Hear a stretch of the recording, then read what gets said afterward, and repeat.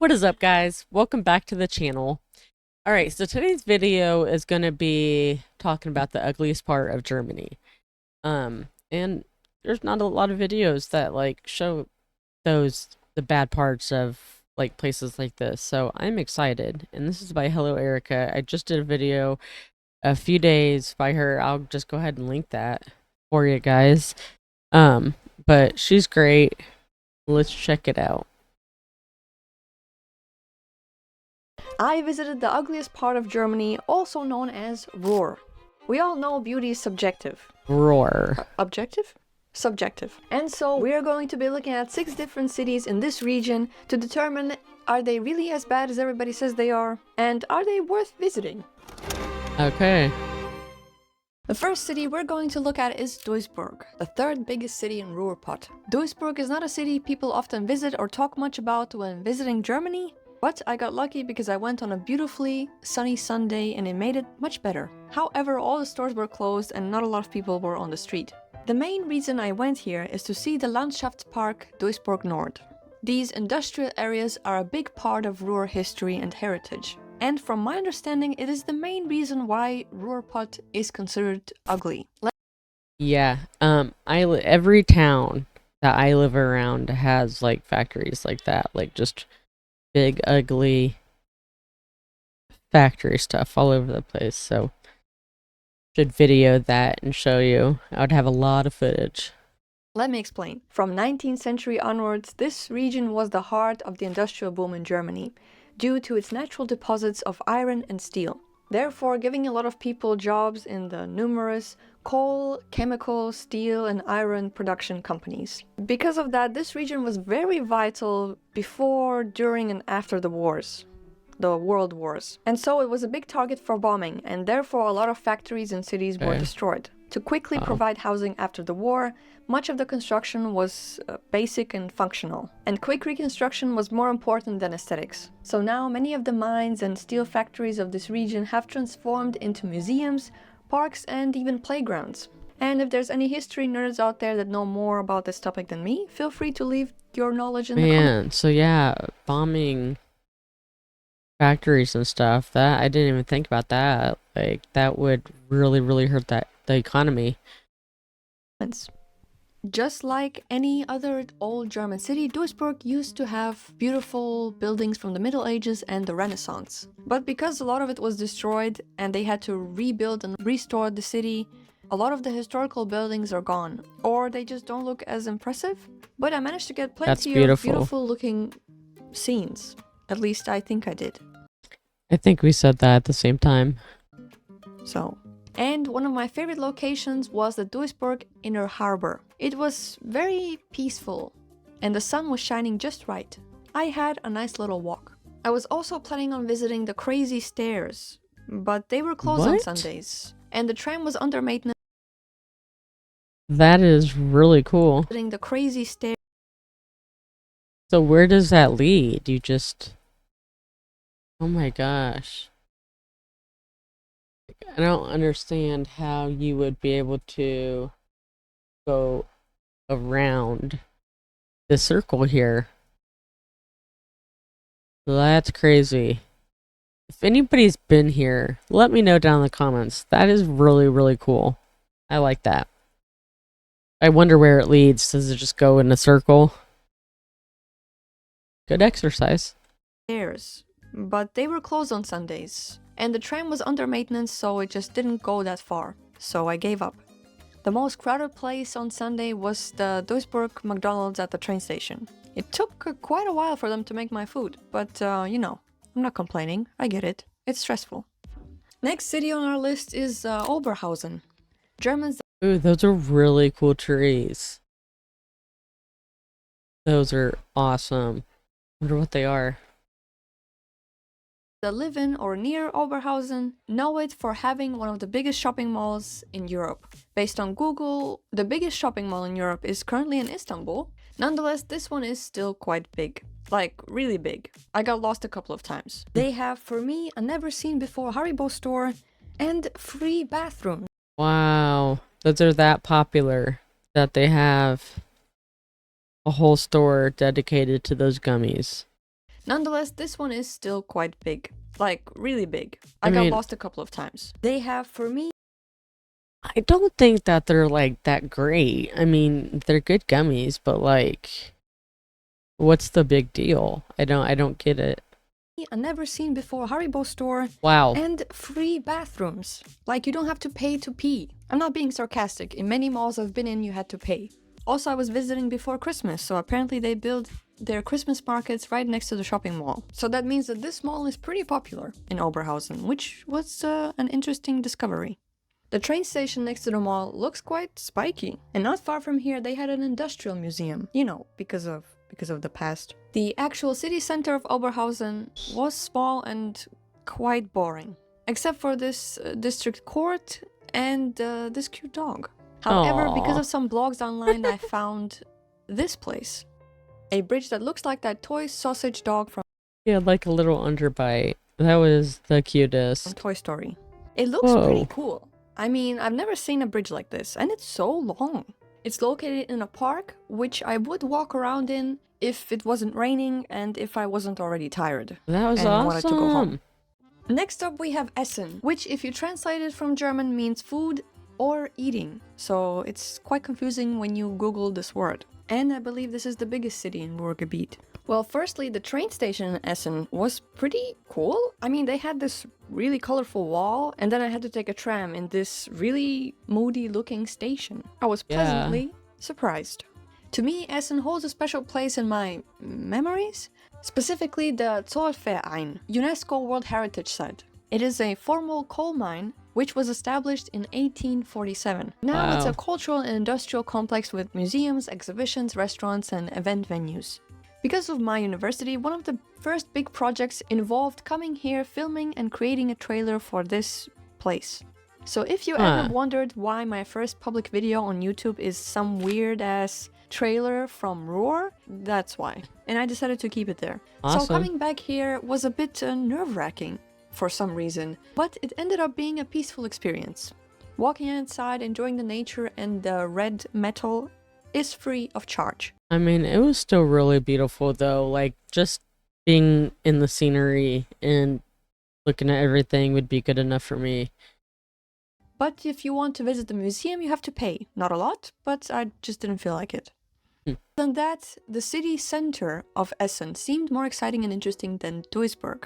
And since it was Saturday, I think there were quite some people. I didn't have many plans. I saw a couple of cool buildings, like these old churches, these pigeons, and this cool looking bridge thing. And I also went to the shopping mall, which was pretty big and it had a lot of floors. Plus a train station, I think, or more like a path leading to the train station. Quite efficient. Plus I also stumbled upon a Christmas market a little bit. For Christmas they go all out, with a giant Ferris wheel, animal lights, and plenty of booths where you can get food and booze. Merry Christmas. That looks really fun. Wuppertal. Many people made fun of my pronunciation of the city on TikTok, and well, I guess that's fair. I still don't really know how to pronounce it. Well, I guess that's fair. I've never seen anything like that. What is it? I don't get what the purpose is.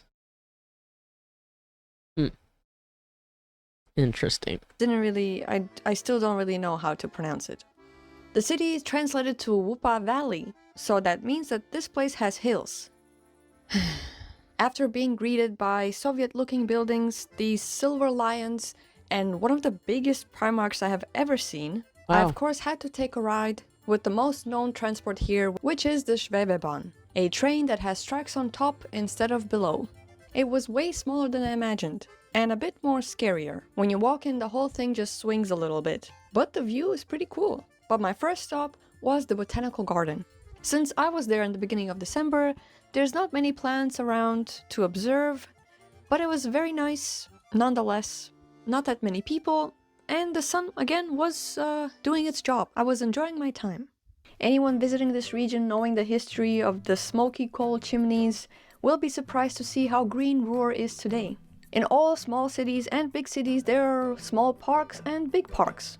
Most of them I think are outside the city center, and also there are big parks in some cities that you have to pay to visit. I mean, To be honest, it makes sense because you have to maintain the park so it looks nice. I mean, they are really big parks. Like, look at these pictures. They look pretty cool, but there's probably not that much to do in the winter.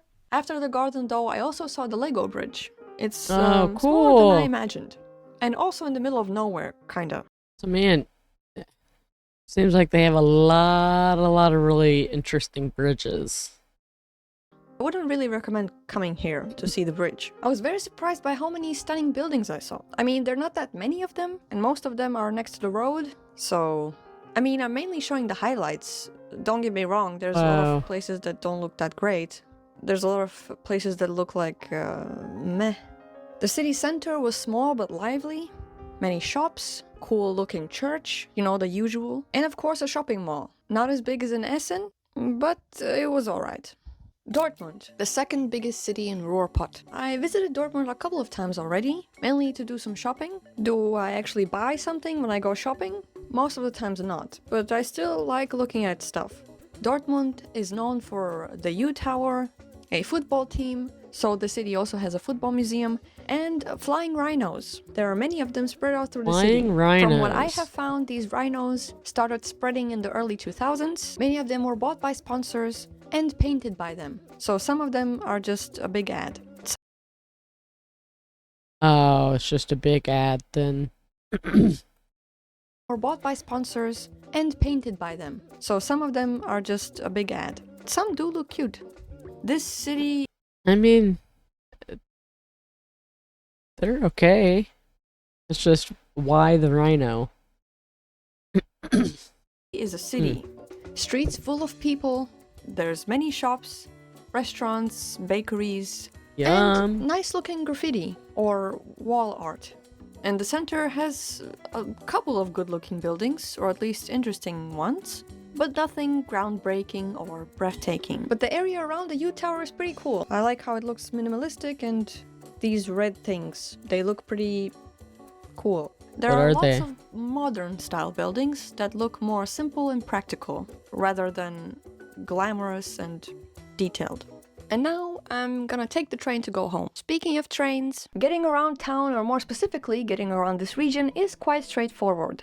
They have trams, they have buses, and they have trains that connect to the big cities or the small cities or small towns. But oh my god, is it annoying how often the trains are late. I've taken so many trains to visit these places, and it would be a miracle if the 2 trains that I'm taking there and back would be actually on time.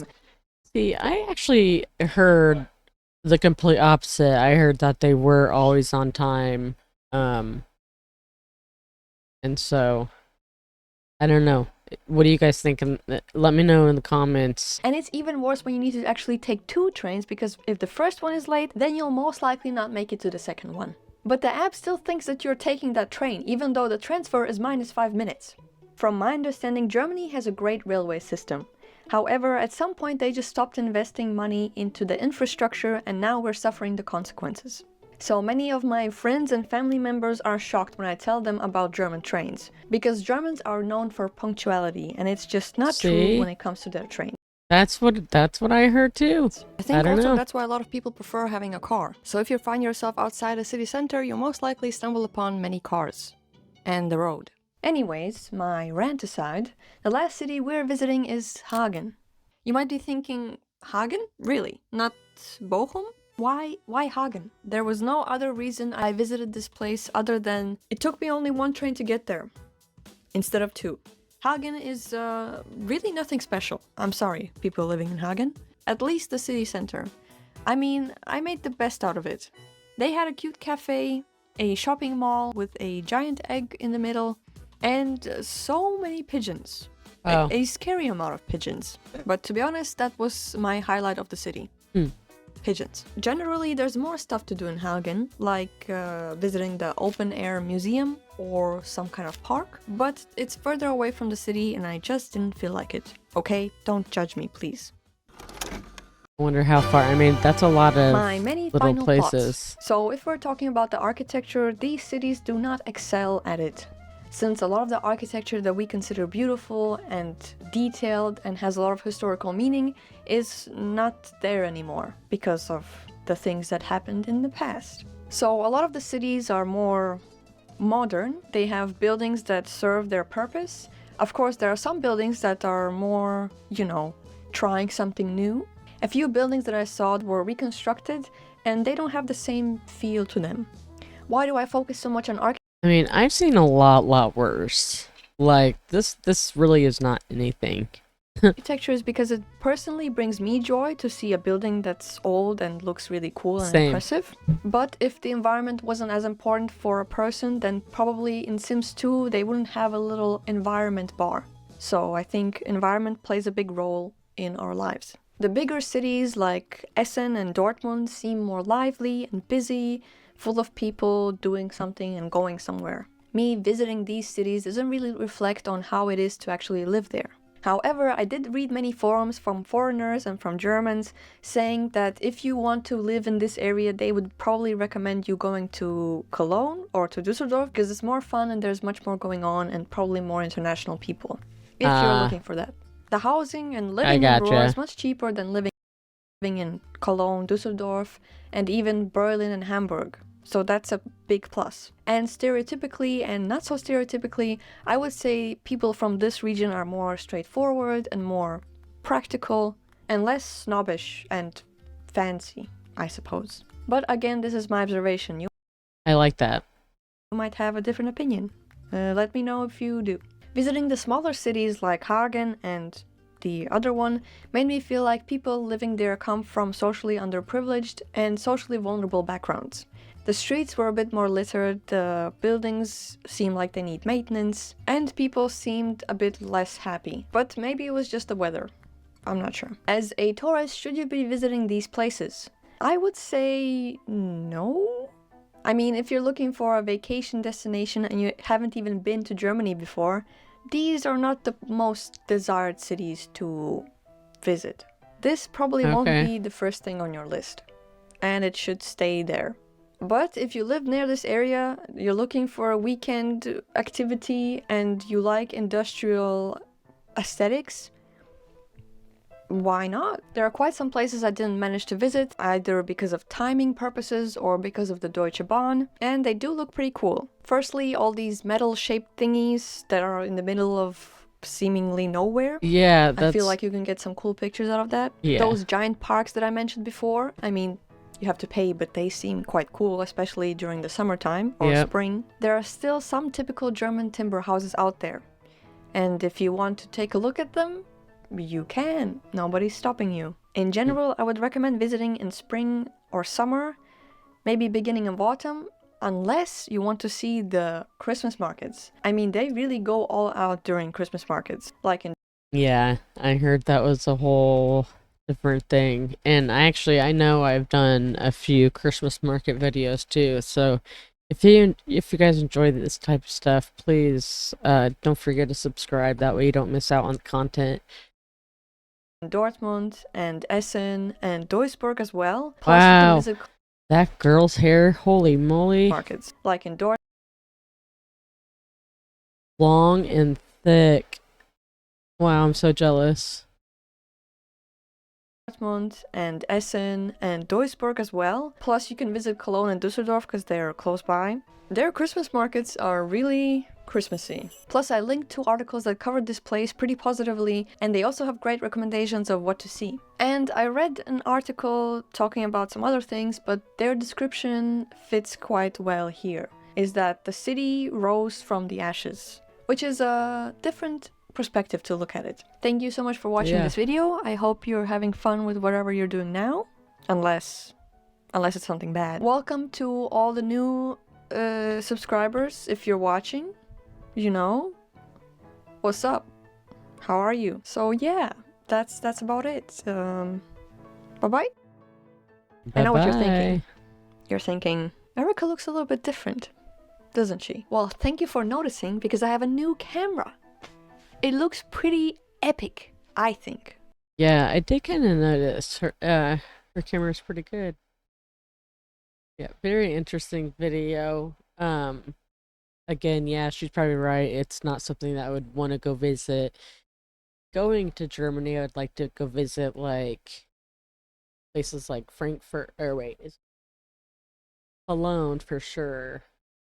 I'm having a brain fart. I can't think of not one right now. But yeah, good video. Let me know what you guys think down in the comments. Again, thanks for watching, and I really appreciate your support. I'll see you in the next video. Bye, guys.